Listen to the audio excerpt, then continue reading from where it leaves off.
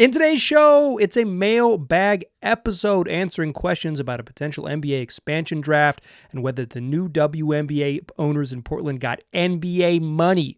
Welcome to Locked On Blazers. Let's get into it.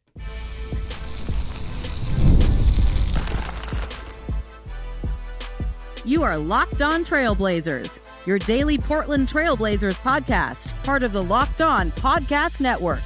Your team every day. What's up, world? It's your past first point guard and Trailblazers reporter, Mike Richman. You are listening to another episode of Locked On Blazers, part of the Locked On Podcast Network, available wherever you get podcasts and also on YouTube. Thanks for making the show your first listen. Coming at you each and every weekday, Monday through Friday, so make it a part of your daily routine. Make your first listen. Tell your friends to do the same. It's Locked On Blazers, your team every day. Today's episode is a mailbag episode answering listeners' submitted questions all episode long. If you want to get involved in a future mailbag episode, the way to do it is to email me, lockedonblazerspod@gmail.com. The questions in today's show are leftovers. A couple weeks ago, I asked for some mailbag questions. I got a bunch of good ones. I've even got some new ones since then as people catch up on old episodes. That's what happens when you do it as many podcast episodes as I do. So some people got to catch up. They don't make it their first listen every day, but they come back and catch up. They email me, lockedonblazerspod@gmail.com, and they ask questions. That's the best place to get in contact with me. That's the best place to submit questions, and you can do it like your friends. In today's show, we're going to answer questions, I guess fellow listeners. Not all these people are your friends. Fellow listeners. I want to answer some questions today about NBA expansion, what would an expansion draft look like for the Blazers right now, and whether the WNBA owners, the Bhathals, do they got NBA money? Plus, we'll talk about Joy to close the program. Let's get to our first questions. Comes from listener Jonah and listener Jacob, who asked similar questions. Basically, boils down to this. If an expansion draft happened right now, which 8 players would you protect from being drafted? Which 8 Trailblazers would you protect from being drafted? We're probably a ways away from NBA expansion really coming to the league. This summer and multiple occasions when the Board of Governors met, or like the NBA owners meetings met, they kind of tabled expansion. They didn't talk about it. And talking to the press, Adam Silver was saying, like, we'll get to it. We plan to get to it, but we'll get to it, which makes me think that it's a ways away. ESPN reported that the most likely earliest it could happen, or the target that if the expansion were to happen, would be the 2027-2028 season. Yeah, I think that's probably the if it happens, that's probably the earliest it happens. I don't think you can get it together that quickly. I think it's a well-publicized guesstimate from everyone plugged in and not plugged in that the 2 cities most likely to get NBA expansion teams would be Seattle and Vegas, which means one team in the West, probably Memphis, potentially Minnesota, probably Memphis would move to the Eastern Conference to balance things out. You'd end up with 32 teams, 16 in each conference. We're a ways away. 2027, I would say that's even on the early end as we head into the 24-25 season. You got to award the cities. You got to find ownership groups. Both of those cities probably have NBA-ready stadiums, but it would take, I don't know if you could just plop them into Climate Pledge, and I don't know what it's called in Vegas, T-Mobile, I believe. Plop them into those arenas and just like be NBA ready. There might need to be some more work, and obviously there's branding and hiring and blah, blah, blah, blah, blah. But when expansion has happened in the past in the NBA, how it typically works, or how it has worked in the past, is that teams get to protect 8 players on their roster, and you pick, and then the remaining 7 unprotected players are eligible to be drafted, and the teams, the expansion teams, get to select from that pool of eligible players. By the time we get to expansion, whether that's in the summer of 2027, the summer of 2028, or beyond, the roster that the Portland Trailblazers currently have is going to look very different than it does now, right? Like, there's so much churn in the league that, like, expecting things to stay the same year over year is a little bit silly, even though the Blazers are basically running back the same roster they had last year, add in Denny Avdia and Donovan Clingan, but 13 returning players, pretty wild. But that's atypical in the league. I would say typically within 3 seasons, most teams turn over. It's just the way short-term contracts and the way the league works. You do not typically get cores that stick together 7+ years. Although sometimes you get duos that play together a long time, or even trios occasionally. But it is not the norm necessarily. So when I do this exercise, I want to be clear that, like, It will change. It will change both with context and also just like, it'll change just like the roster, but also context will change. So, but if this was held today, right? Let's say we had an October 1st expansion draft. Here's who I would protect for the Trailblazers. I think there's some obvious sort of like non-negotiables. Scoot Henderson, Shaedon Sharpe, Denny Avdia, Donovan Clingan. I think those four dudes, 23 and under, 3 top 10 draft picks. This is your future. You're a young team. You protect these guys. I don't even think you need to really get into it. You protect Shaedon Sharpe and Scoot Henderson because you're expecting them or hoping that they take big steps. Donovan Clingan, you just drafted 7th overall. Denny Avdia is 23. You just traded for him. He's under team contract for 4 years on one of the most team-friendly deals across the entire league. Those dudes you protect no matter what. That's 4. I think the next 2 are obvious. Anthony Simons and Jeremy Grant. And here's why I would do that. You can't lose them for nothing. You have to trade them for value, even if they're not part of the long-term plan. Like Jeremy Grant's under contract for 4 years. He could be part of the long-term plan just by sticking around. Anthony Simons under contract for this season and next. But regardless, if I don't think they're part of like the sort of capital L long-term plan. And if they aren't, you have to trade them for value. You can't let them walk in an expansion draft. You have to hold on them, even if like is precisely because they're talented players that you hope to trade and get, valuable things back in return one way or another, whatever that might look like. So I think that's 6 like unassailable picks. I think anyone using logic has to kind of follow that path, right? Jeremy Grant and Anthony Simons have the most trade value of anyone on the roster. The 4 young guys are the 4 young guys, and you're hoping that that's like a core group that grows. It gets a little trickier after that. I've got Toumani Camara next on my list. He's 6, right? He's 7. He's your 7th guy. Toumani maybe doesn't profile as more than a role player, and I think he's maybe like even, you could argue like a borderline NBA starter at his peak, right? But boy, was he such a good defender in year 1 that I wouldn't want to punt on him now. Like if the draft was October 1st, I wouldn't want to punt on him now if you're the Trailblazers in their situation. I think you keep Toumani Camara. Also, like if you're an expansion team, Toumani is like the exact person that would be valuable, like a valuable plug and play type of role player. He gets swooped up. He would get swooped up. So I think you protect Toumani. I think that's 7. I think that 7 is hard to argue with. Man, I mean, every opinion exists on the internet. There's some people out there who are arguing with it, and I appreciate y'all. The disagreement is healthy and useful, but I think that 7 is hard to argue with. 8 gets a little tricky. Number 8's a little tricky for me. I have 2 names down here, and I'm leaning one way. I'll tell you the names, and I'll tell you which way I'm leaning. Jabari Walker and Rob Williams. Jabari Walker this is the final year of his contract, so you're going to have to pay him next year, sign him to a contract. I don't think he's going to get big money. He might sign another minimum deal, but like you're going to have to commit some years to him next year. He's not like under long-term team control with all this, with like kind of out into the future. Rob Williams is in theory, if healthy, just a straight up way good basketball player. Just I was going to say way useful. He is way useful. He's good. He's good. He defends, he can pass. If he's healthy, he is the type of dude that helps you win games in the spring. Like he's to steal a phrase, a 16 game player. Like he's a dude who can win you playoff games because of the defensive versatility, because of the passing, because of just like who he is. He's the rim running and the finishing above the rim. He's such a question mark though, health-wise. If this was October 1st, I'm leaving Rob Williams unprotected, and I'm keeping Jabari Walker as the 8th guy. So that's 8. Anthony Simons, Jeremy Grant, Scoot Henderson, Shaedon Sharpe, Denny Avdia, Donovan Clingan, Toumani Camara, and Jabari Walker. I don't feel great about the 8th one. I feel good about the top 7. That means I'm letting him go, and this is the key logic here. DeAndre Ayton is just, I don't think he has a bunch of standalone trade value, and I don't think he's going to get picked up by an expansion team. He's getting paid $30-some million. Like he's not the type of player that expansion team wants, but maybe they see him. That's like, that's their Gerald Wallace for the Bobcats. Like, it's like, okay, we're going to build around DA. So maybe he gets swooped up at his price tag and you lose him. But I don't think, if you look at what DeAndre Ayton just got traded for, I don't think his trade value has increased over the last year. So it's I'm leaving him unprotected. Matisse Thybulle, again, got traded for a couple second-round picks. I'm not sure he has more standalone trade value than that. Useful in the right context, but again, I'm comfortable leaving him unprotected. Jelano Banton, yeah, he's like an end-of-the-bench guy. He's exactly the guy you keep unprotected.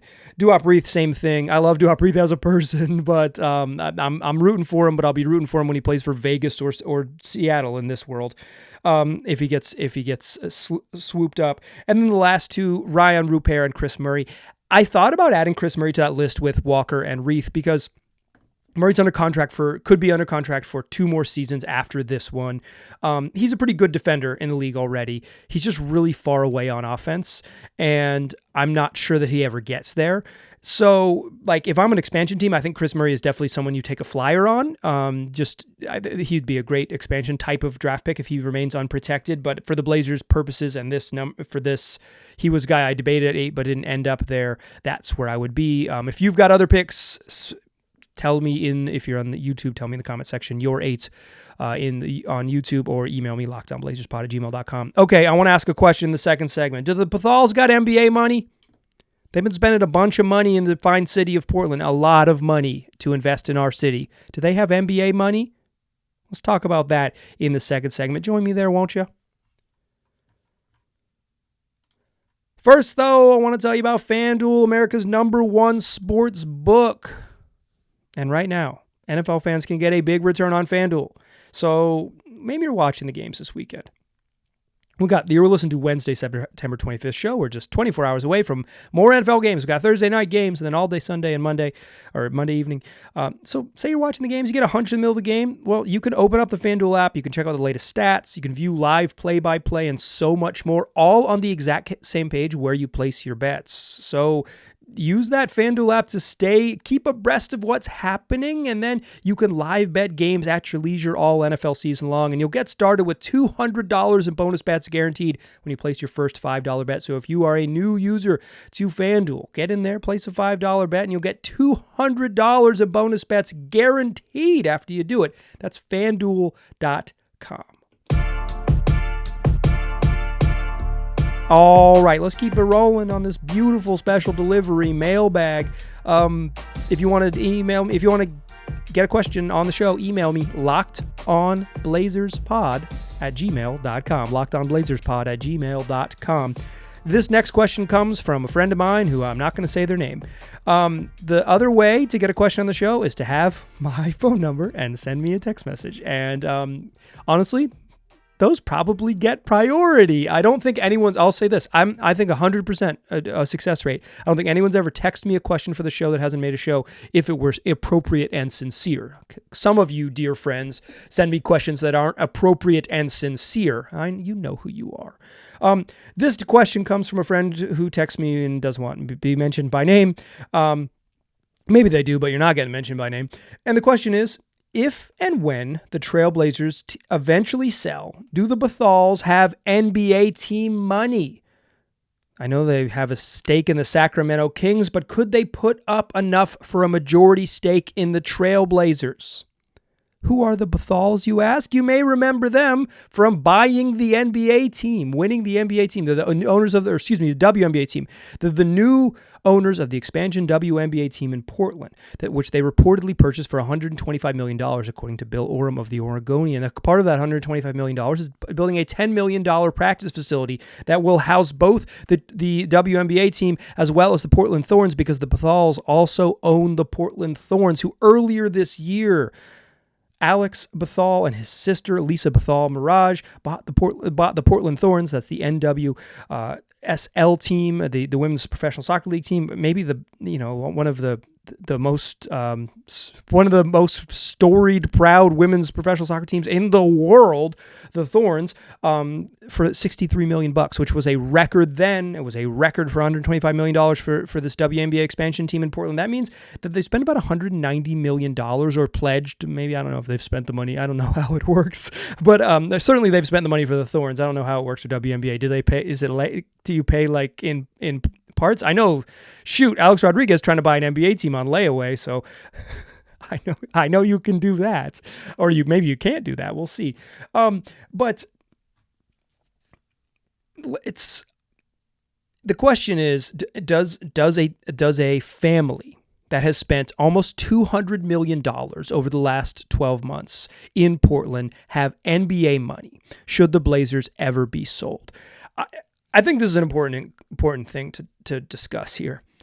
I don't think the ownership group for the Portland Trail Blazers is necessarily in any hurry to sell the team.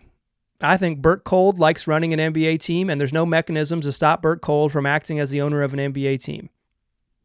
It's good to know people. If you get the right roommate in college, your life might change forever. There's no forced sale coming for the Trailblazers, and the Trailblazers released a statement a couple years ago that said this could take a freaking decade. Leave us alone. They thwarted an offer reportedly from Phil Knight of Nike and said, get out of here. The team's not for sale. We're still ironing out all the details of this massive estate, and it could take up to 10 years for us to iron out all the details. At some point, we're planning on selling the team, but we have to straighten things out first. And to me, it reads as Bert Kolde likes running an NBA team. He likes being in charge, and he can be because there's nothing that could stop him. So I don't think the Blazers are I don't think a sale is imminent necessarily. I think we're talking years before that becomes a reality. Could happen. I guess it could come together quickly, right? If Phil Knight says here's $10 billion, give me an NBA team or whatever, certainly it could happen. But in general, perhaps they're waiting for NBA expansion. Perhaps they're waiting for the new media rights deal to fully kick in. Perhaps they just don't want to sell, period. Perhaps Jody Allen and Bert Kolde just straight up don't want to sell the team.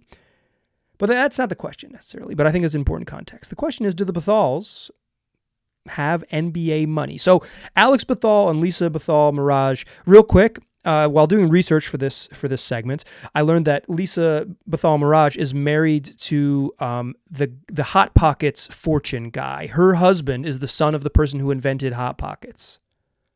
That's sick. Hot Pocket money. How much you think the Hot Pocket guy has? How much money you think Hot Pockets has? Do Hot Pockets have $3 billion lying around?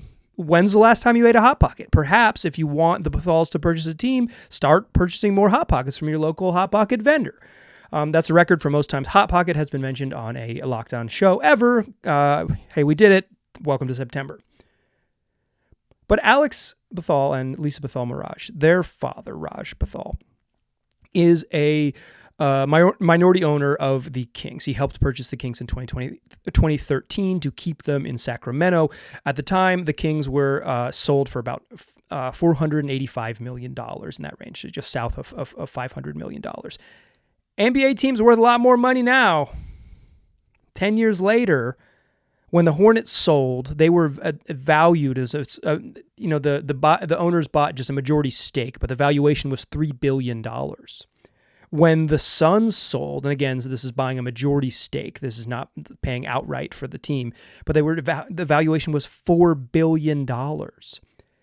If the Charlotte Hornets are worth $3 billion, so are the Portland Trail Blazers. I'm not an economist. I got a history degree and I work in real estate, but I can do the transitive property okay. Charlotte Hornets, probably worth a little bit less than the Portland Trail Blazers, or at least at the same level at a minimum. So we're talking $3 billion. It is hard to learn on the internet precisely what net worth is of private individuals. The Bhathals are rich, but are they NBA rich? Do they have NBA money? My clicking around on the internet and reading about this family, a family that started making swimwear in Newport Beach and then expanded to other investments, including real estate, and basically are like a private investment firm. That's what they run. That's what their business is. They basically just invest in things. But at one point, swimwear, baby. But they have. If I had to guess right now, based on this is Googling and reading some tea leaves, they don't have NBA money. They got NBA, say Raj Bhathal disinvests in the Kings, his stake in the Kings. Obviously that his investment early has it's probably 4x or something since the investment in 2013. It's you're talking from 500 million to probably the Kings are probably worth $3 billion or something like that. So obviously there's been an increase in his equity there, like in the value of that. So he could withdraw and he could and move that money up to Portland. And obviously the Bhathal kids are rich. They've spent $200 million investing in sports teams, but we're talking, what to get, if you got to get half of $3 billion to become the majority owner, or if you need more than that to like outright purchase the team, it's a lot of money. I would say based on my Googling, I don't think they have NBA money. Doing a lot of research this evening about the Bhathal family. That's how I learned about the Hot Pocket thing. But I think this is an important note here. They're already a known entity in Portland, and they're a known entity within the NBA. If the Bhathals are a successful, the WNBA team is going to launch in 2026 here in Portland. If they're successful owners of a new franchise in the WNBA, successful owners of a women's professional soccer team here in Portland, a known entity within the city, it's an ownership group is clearly deeply invested in the city. That's meaningful. And I was listening to the Oregonian Sports Podcast, and Bill Oram of the Oregonian pointed this out. The Bhathals kind of came out of nowhere, and now they're undeniable power players in the city. Undeniable. Like, the name that you were bandied about for buying the Blazers was always Phil Knight. You got to put the Bhathals on the list. I don't know if they have NBA money, but by the time we get to this team selling, right? By the time we get to this team selling, how much more are the Kings worth? How much money have they made, owning and operating these teams and other investments they make? Can they put together a $2 billion package to buy, 55% of the Trailblazers and have some other, put together an ownership group such that they can become the majority owners of the Blazers? I think that's realistic. And I think if you were just using logic, you have to consider the Bhathals on the very short list. The very short list. I don't know if they're at the top because I don't know if they don't have Phil Knight money. They can't just heck you and like buy an NBA team tomorrow, right? Like Phil Knight could sneeze and buy an NBA team tomorrow if one was for sale, right? It's a closed ecosystem. But if you're using your brain and you're thinking about the logic of the future of the city and the NBA franchise, think about the Bhathals, a team that has spent $200 million in our city to invest in sports teams, and a team that's going to have a relationship with the NBA. That relationship is key. An ownership group in Sacramento that obviously the league is comfortable with, an ownership group in Portland with the WNBA that obviously the NBA apparatus is comfortable with, and that alone probably gives them an inside track. Could they do it tomorrow if this was some October, could they do it on September 26th? Probably not. But when you think about the timeline for realistically when a team might sell and kind of their situation, the Bhathals are a very, very, just walking through it, a very real possibility to be a team, to be the group that purchases the Blazers in the future. I think it's very real, and it's a great point from my anonymous friend who sent me this text message. Great question, and you don't even need a tinfoil hat. You can just wear a normal hat for this one, because I think this isn't even conspiracy stuff. This is just connect the dots. It's what we do well. That's what I do often. I think what makes the podcast strong at times is the dot connecting, and this is an easy dot to connect. Watch them. Do the Bhathals have NBA money? They might. Let's talk about joy. Join me in the third segment. That's what we're going to do. I'll see you there. First, though, let's talk Game Time. It's the place for last-minute tickets. Say you want to go see the Bhathals' other team, the Portland Thorns. Season is wrapping up. It's wrapping up. We're almost done with it, but procrastinating is what Game Time rewards you to do. You can get up to 60% off the list price when you're buying last-minute tickets on Game Time. What I like about Game Time is the app is super clean and super easy to use. You pick it up, open it up, a couple clicks. You say, I'm in Portland. I want to see some sporting events. Sporting events in the coming days will show up on the app. You can, once you click on it, you'll see where your seats are right on in the venue.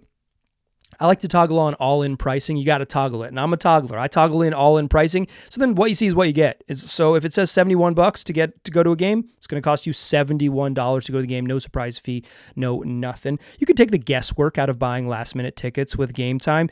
Download the app, create an account, use the code LOCKEDONNBA, get $20 off your first purchase. Again, terms apply. You just create an account and use the redemption code LOCKEDONNBA. That's LOCKEDONNBA, all lowercase, LOCKEDONNBA. For $20 off. Download Gametime today. What time is it? It's game time.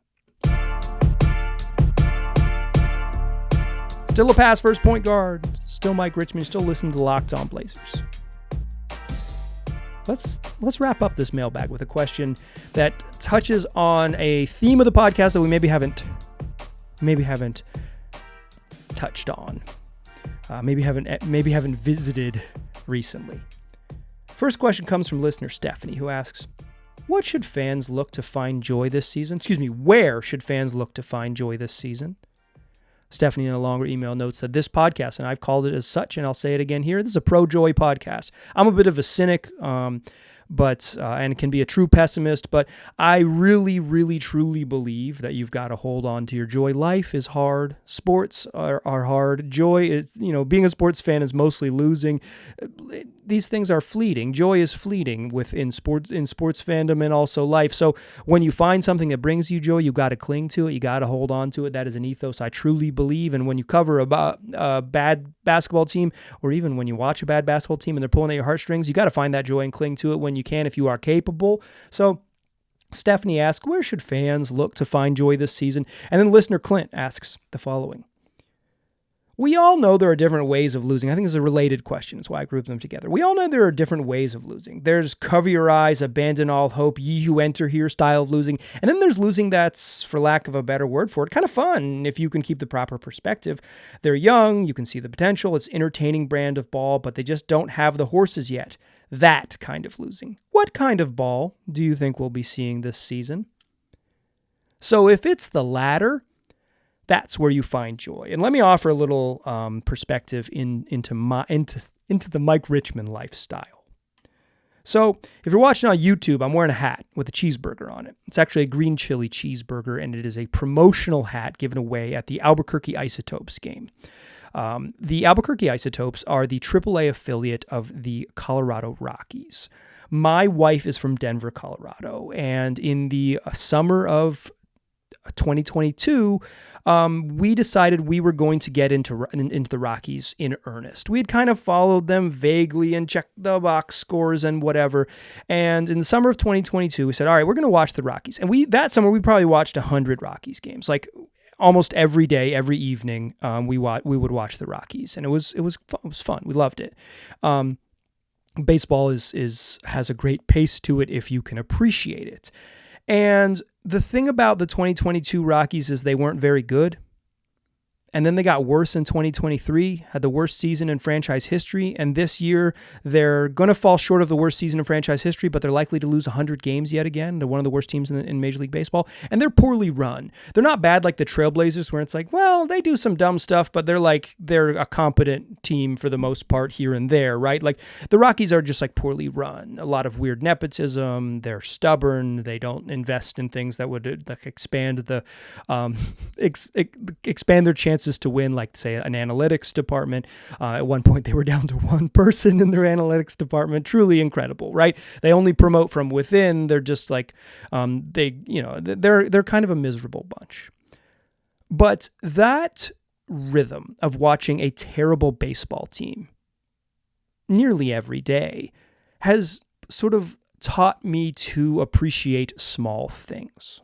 The Rockies have a wonderful young shortstop. They've got one of the best defensive center fielders in baseball. In September, they've had young players that have pitched well out of the bullpen, and that's what I'm talking about. Little things, because that's what you got to find joy in for the Blazers. If you need them to win games, and I was talking with a friend about this tonight. He was like, I think the Blazers can make the playoffs if they try. And I was like, dude, no, they couldn't. Like, it's just the playoffs, like to be one of the top 8 teams in the West, they're not going to be that good. They can't. First of all, If they are that good, they'll pull the plug. And second of all, they just don't have the talent and how good the West is going to be. It's just not realistic this year. Hopefully it's realistic in the future. Hopefully I don't feel that way heading into the future seasons, but like I'm realistic about what this team is going to be. They're going to be one of the worst teams in the league, and they're going to lose a lot of games, and it's probably going to be pretty bumpy. But you got to find joy in the little things. So like if Ezekiel Tovar is leading the league in outs above average at the shortstop, you got to appreciate it. If Brent Doyle has the 3 fastest throws from center field of any outfielder in all of July, you got to appreciate it. And that's the same thing. If Scoot Henderson starts to take baby steps forward, you got to appreciate it. When Donovan Clingan, when it clicks for him a little bit on offense from like, wow, how's he going to score too? He's going to score like that. It's the little things. It's a baby jump hook from Donovan Clingan. It is Scoot Henderson confidently going on a left-handed drive. It is Shaden Sharp attacking with aggression in the final 3 minutes of a game. Say he gets blocked brutally out of bounds. Ball pops out of bounds, goes the other way. I don't know, Memphis gets the ball back. Blazers are down 8 with 2:30 left. And you're like, dang, that was probably our chance. What you need to appreciate is not that you're not frustrated, oh, that was the chance. It's like, I like that Shaden Sharp, with the game on the line, attacked. You got to find the small things, and you have to appreciate the littlest stuff. The minutia is where the joy comes from. Hopefully that's what this podcast helps you do. I'm not like relentlessly positive with stuff, but I am pro joy. I do strongly believe of finding things to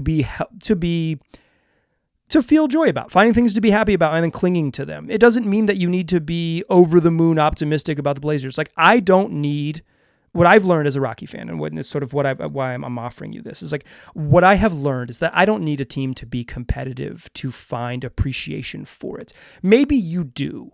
So I'm not telling you how to fan, but if you are capable of it, if you are capable of appreciating the little things, the small journey, as what Clint says, they're young, you can see the potential, it's an entertaining brand of ball, but they just don't have the horses yet. That kind of losing, kind of fun if you keep the proper perspective.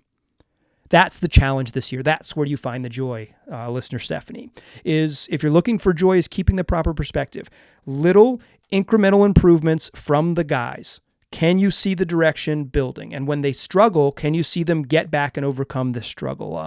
I think learning to appreciate the small stuff is how a bunch of small stuff builds into bigger things. And you can say at the end of the season, that was fun. Now, there were some miserable moments, but I had fun because of all these little things that I started to enjoy, started to notice, and all of that stuff. Like, you gotta let your joy stack up, because it's very easy for that tower to be knocked over. That is going to do it for today's program.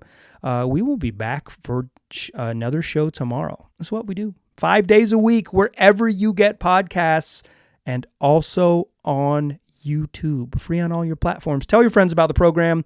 The NBA training camp starts next week. The Blazers Media Day is Monday, September 30th, and then training camp begins right after that.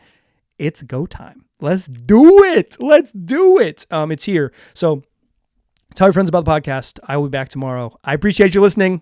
I'll talk to you soon.